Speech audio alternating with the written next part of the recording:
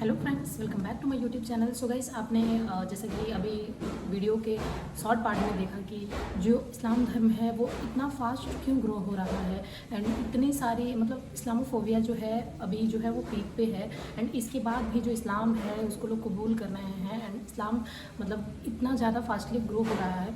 तो आज इस वीडियो में हम रीज़न देखेंगे कि क्यों इस्लाम धर्म जो है इतना फास्ट ग्रो हो रहा है, इतना इस्लामोफोबिया जो है पीक पे होने के बावजूद भी।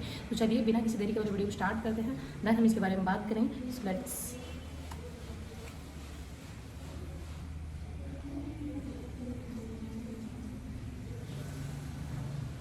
पिछले कुछ दिनों में आपने जरूर देखा होगा कुछ फेमस लोग जिनका कहीं ना कहीं एक अच्छा सोशल इंपैक्ट रहा, लोग उन्हें जानते थे, फॉलो करते थे, लेकिन न्यूज आई कि उन लोगों ने इस्लाम कबूल कर लिया। जैसे कि ब्रिटेन की अल्फ्रेड विलियम बेस्ट कंपनी के मालिक बिलियनियर अल्फी बेस्ट, ब्राजील के फेमस फाइटर नेसेमेंटो, रशिया के ऑर्थोडॉक्स चर्च के पादरी, अमेरिका के famous rapper डर्क Derek, famous internet celebrity Andrew Tate, Vivian Dsena, हिलेरियन हैगी, इंडियन यूट्यूबर परम सिंह। इतने ज्यादा नाम है कि बता पाना मुश्किल है। लेकिन एक सवाल आता है कि इस्लाम में ऐसा क्या है कि लोग इतनी तेजी से मुसलमान हो रहे हैं, दूसरे धर्मों को छोड़कर इस्लाम अपना रहे हैं। जबकि अगर देखा जाए तो एक ऐसा टाइम भी चल रहा है जिसमें इस्लामोफोबिया भी अपने चरम पे है, लेकिन फिर भी लोग, और वो भी इंटेलेक्चुअल पीपल, बाकी धर्म के कंपैरिजन में इस्लाम को ज्यादा इंपॉर्टेंस दे रहे हैं। आज की इस वीडियो में हम जानने की कोशिश करेंगे कि इस्लाम दुनिया का फास्टेस्ट ग्रोइंग रिलीजन क्यों है।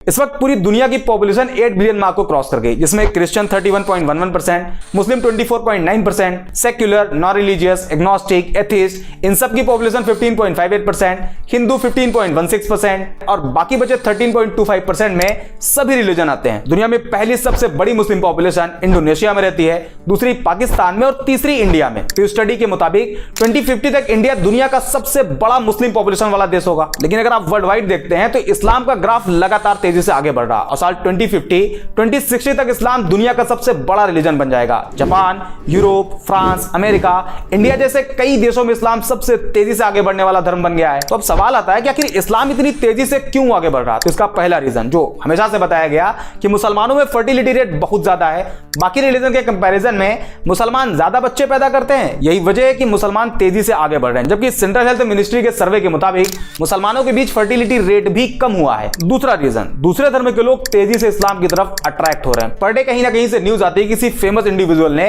इस्लाम धर्म अपना लिया। कहीं कोई फेमस बिलियनियर होता है, तो कभी कोई फेमस फाइटर, तो कभी कोई फेमस रैपर, सेलिब्रिटी। ये उन लोगों की खबरें होती है जो कहीं ना कहीं फेमस होते हैं, लोग उन्हें फॉलो करते हैं। लेकिन ऐसे भी बहुत से लोग हैं जो इस्लाम अपना तो रहे हैं, लेकिन आम लोग होने की वजह से उन्हें सोशल मीडिया पर या न्यूज पोर्टल पर जगह ही नहीं मिल पाती। एक मोटा मोटा आंकड़ा आपको बताते हैं। द न्यूयॉर्क टाइम के मुताबिक अमेरिका के टोटल मुस्लिम पॉपुलेशन में 25% कन्वर्टेड मुस्लिम है और एक एस्टिमेट के हिसाब से करीब 20,000 से ज्यादा अमेरिकी हर साल इस्लाम कबूल कर लेते हैं। इसी तरह ब्रिटेन में करीब 6,000 लोग इस्लाम धर्म में शामिल हो जाते हैं। जापान भी एक ऐसा देश है जहां लोग तेजी से इस्लाम की तरफ आ रहे हैं। वसेदा यूनिवर्सिटी के अकॉर्डिंग पिछले 10 सालों में जापान में मुसलमानों की आबादी डबल से भी ज्यादा हो गई, जिसमें करीब 50,000 से ज्यादा जापानी लोगों ने इस्लाम कबूल कर लिया। और अभी हाल ही में एक रिपोर्ट आई जिसमें बताया गया कि दुनिया में मुस्लिम पॉपुलेशन 2 बिलियन मार्क को क्रॉस कर गई, जिसमें एक बड़ा नंबर कन्वर्टेड मुस्लिम का है। अब सवाल आता है कि आखिर लोग इस्लाम में कन्वर्ट क्यों हो रहे हैं, ऐसा क्या है इस्लाम में। तो इसका कोई एक जवाब नहीं। इस्लाम कबूल करने वाले लोगों से जब पूछा गया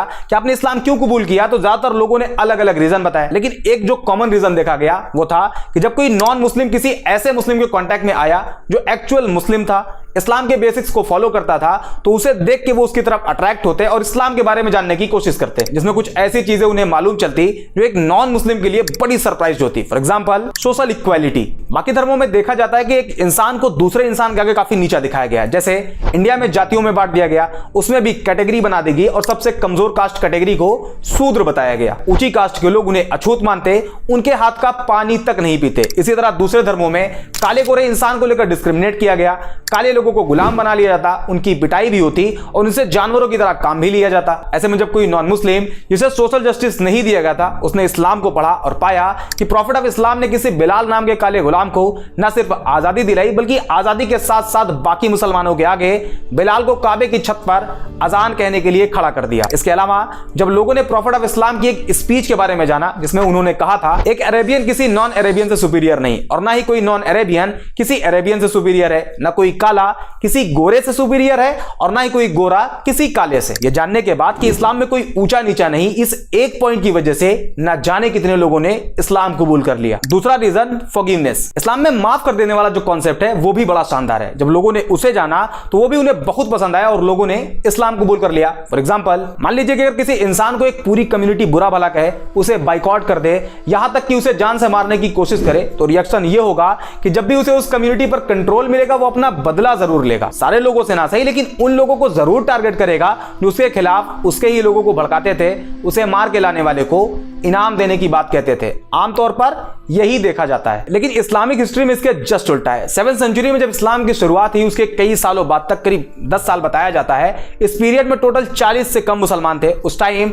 अरब के जो पावरफुल लोग थे वो मुसलमानों को परेशान करते, प्रॉफिट ऑफ इस्लाम को जान से मारने की प्लानिंग करते, उन्हें जान से मार देने वाले को इनाम देने का वादा करते। यहां तक कि उस टाइम जितने मुसलमान थे उन सभी का सोशल बाइकआउट कर दिया गया और 3 साल तक अबी तालिब नाम की एक पहाड़ी पर कैद कर दिया गया। और मक्का के सरदारों ने यह अनाउंस कर दिया कि कोई भी मुसलमानों को कोई सामान न बेचे और अगर कोई ऐसा करता है तो उसे भी नहीं छोड़ा जाएगा। 3 साल बाद बाइकआउट पीरियड खत्म हुआ, लेकिन मक्का के लोग मुसलमानों को अभी भी टारगेट करते। सिचुएशन को देखते हुए 622 ईडी में मुसलमानों को मक्का से मदीना की तरफ जाने के लिए कहा गया, जिसे इस्लामिक हिस्ट्री में हिजरत कहा जाता है। हिजरत मींस माइग्रेशन। मुसलमान मक्का छोड़कर मदीना चले गए। उस टाइम मदीना को यसरब कहा जाता था, लेकिन मक्का के सरदारों का मानना था कि इस्लाम को पूरी तरह से अगर खत्म करना है तो उसके लिए सारे मुसलमानों को कत्ल कर दिया जाए। इसी इंटेंशन के साथ मुसलमान और मक्का के सरदारों की फौज के बीच पहली जंग लड़ी गई, जिसे जंगे बद्र कहा जाता है। इस जंग में मुसलमानों की जीत हुई और इसी हार का बदला लेने के लिए एक बार फिर मक्का के सरदारों की फौज निकली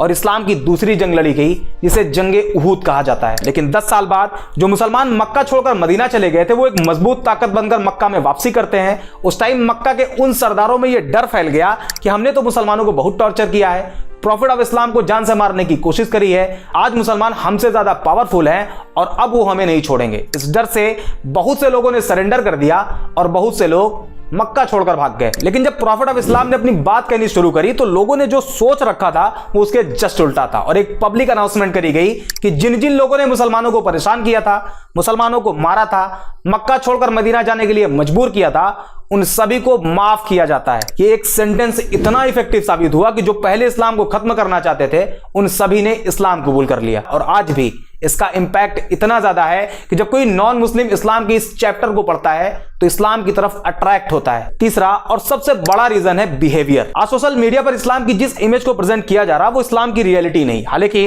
मैं ये भी क्लेम नहीं कर रहा कि इस्लामिक बेसिक्स के अकॉर्डिंग सारे मुसलमानों का बिहेव अच्छा है। इस्लाम तो कहता है कि शराब पीना हराम है और शराब सभी बुराइयों की मां है, लेकिन फिर भी आज का मुसलमान शराब के ठेकों की लाइन में आपको लगा हुआ दिखाई देगा। बट अनदर हैंड कुछ मुस्लिम्स ऐसे भी हैं जिनका behave as it is Islamic basics के हिसाब से आज भी है। फॉर एग्जाम्पल, इस्लाम अपने मानने वालों को कहता है कि अगर तुम्हारे घर में एक रोटी हो और तुम्हारा पड़ोसी भूखा हो तो तुम्हारे लिए जरूरी है कि उसमें से आधी रोटी अपने पड़ोसी को दो। इस बात को मेंशन नहीं किया गया है कि पड़ोसी मुसलमान हो तभी दो, बल्कि कोई भी हो, किसी भी रिलीजन को फॉलो करता हो, आपको उसके साथ वैसे ही बिहेव करना है। और आज के टाइम पर जब कोई नॉन मुस्लिम किसी एक्चुअल मुस्लिम के बिहेव को ऑब्जर्व करता है तो वो उसके बिहेव से अट्रैक्ट होता है और ये रीजन इस्लाम को इतनी तेजी से आगे बढ़ने में सबसे बड़ा रोल प्ले कर रहा है। इसके अलावा justice, tolerance, patience, peace, day of judgement और भी बहुत से रीजन है जिस वजह से लोग इस्लाम को बाकी धर्म के कंपैरिजन में ज्यादा प्रेफर कर रहे हैं। और ये जो आजकल बड़े बड़े सेलिब्रिटी इस्लाम एक्सेप्ट कर रहे हैं उसमें इस्लामोफोबिक एडवर्टीजमेंट भी इस्लाम की मदद खूब कर रहा, क्योंकि जब लोग एंटी इस्लामिक क्लेम करते हैं तो इसका इंपैक्ट पॉजिटिव और निगेटिव दोनों तरह से होता है। निगेटिव ये कि नॉन मुस्लिम कम्युनिटी में इस्लाम को लेकर नफरत बढ़ती है, जबकि इसका पॉजिटिव साइड ये है कि लोग उस एंटी इस्लामिक क्लेम को क्रॉस चेक करने के चक्कर में इस्लाम को पढ़ना शुरू कर देते हैं, जिसमें उन्हें अभी बताए गए पॉइंट्स मिलते हैं जो कि क्लेम से रियलिटी बिल्कुल अलग होती है and eventually they accepted Islam. I hope ये वीडियो आपको पसंद आई होगी। अगर हाँ तो लाइक एंड शेयर।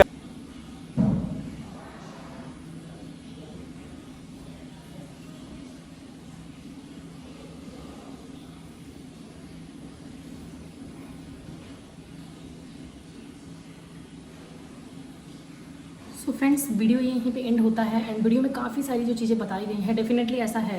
एक्चुअली जब किसी भी चीज़ को पॉजिटिव और नेगेटिव वे में रिप्रेजेंट किया जाता है तो काफ़ी जो लोग होते हैं वो चाहते हैं कि हम इस चीज़ को एक्सप्लोर करें, हम इस चीज़ के बारे में जानने की कोशिश करें, तो सेम चीज़ उसका इम्पैक्ट भी पड़ता है। कुछ लोग उस चीज़ को अपना लेते हैं, कुछ लोग जब उसकी अच्छाइयों को देखते हैं तो उस धर्म को अपना लेते हैं। सेम ऐसा ही इस्लाम धर्म के साथ है। जितना ही इस्लामोफोबिया पीक पे जा रहा है, लोग के मन में उसके प्रति नफरत पैदा किया जा रहा है, तो डेफिनेटली लोगों के मन में, मेरे जैसे लोगों के मन में क्यूरियोसिटी आती है कि वो इस्लाम धर्म के बारे में, उस धर्म के बारे में जाने, आखिर उसमें लिखा क्या है, उसमें क्या कहा गया है, क्या बताया गया है, ताकि वो जो रियलिटी है एंड जो दिखाया जाता है उस चीज़ का डिफरेंस पता कर सकें। तो डेफिनेटली जो अभी इस भाई ने बताया, मुझे ऐसा लगता है कि ये ट्रूली 100% सच है, क्योंकि किसी भी धर्म में कहीं भी गलत करने के लिए नहीं बोला गया है, कोई भी जो हराम चीज़ें हैं वो करने के लिए नहीं बोला जाता है किसी भी धर्म में।